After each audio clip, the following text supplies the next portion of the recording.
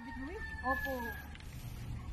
Eh, kailangan po natin masatil muna kasi paalis na din po kami. Anong oras siya nakasabit? Kani-kanina lang po. Kasi paalis na po kami, mag-check out na po kami. Check out na po kami, paalis. Patingin na lang po ma'am ng damage kasi medyo malaki yung damage. Akala ko ang kanya ang nakasabitan. Hindi po, yung sasakyan ko po ang nasapitan ma'am. Kaya po ako nagbibideo kasi baka para may ano din kami. Baka din po kami ninyo. Dito po, patingin na lang nung napansin mo. Patingin na lang po ng damage. Yeah! Ami! Happy birthday po! Ami, happy birthday!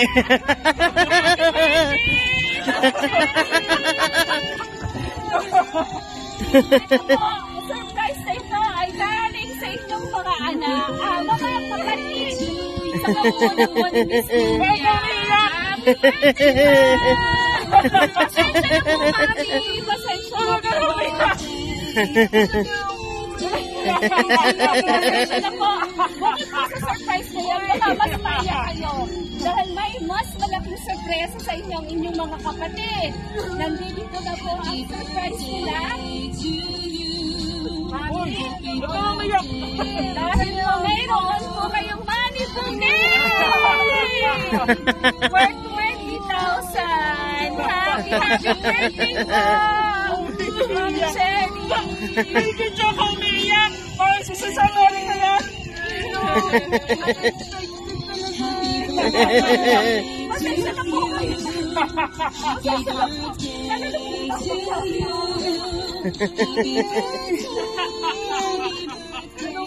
po! Pasensya na po! First time po nagkakasurprise! Kala ko naiyak kayo dahil kayo ni Nervio! Pagkakaiso niya po!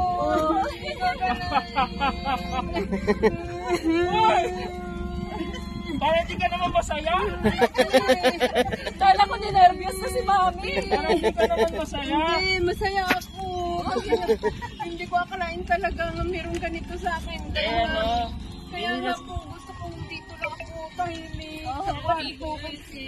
Hindi, kinontak ako ni Tita Nia. Ako yung hindi namin sinabi. Oh, siya yung kasabwat. Si Sir. Ako lang yung kasabwat. Si Kuya, nung hinatid na sa atin doon, sinabi ko na rin. Parang may Ma'am, dito kayo kasi meron silang message para sa inyo. Babasahin ko po. Ate pong hawakan ang inyong money bouquet. Ang dami oh. Yan, Mami.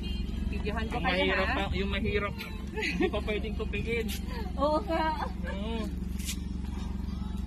Mami, ito po ang message ng inyong mga kapatid para sa inyo. Happy 60th birthday, Manang Cherry. To our beloved big sister, Manang Cherry, happiest 60th birthday. We wish you good health, always, peace of mind, and happiness today and every day because you deserve to have them. Have an awesome birthday celebration. I hope you love every single moment and make lots of memories. We love you. Happy birthday! Mga kapatid, I love you too. I love you all mga anak. Mga kapatid ko. Hindi mababaw na talaga. Hindi umiiyak. Paano di ka naman masaya? Happy birthday po. Anong message kayo? Anong message po sa kanila? Ayan, Mami, si Lola passed away anong this message last nyo? year.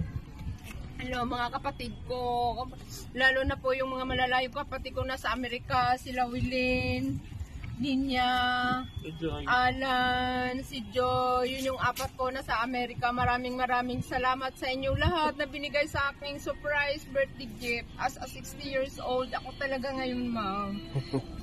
Unexpected talaga, unexpected.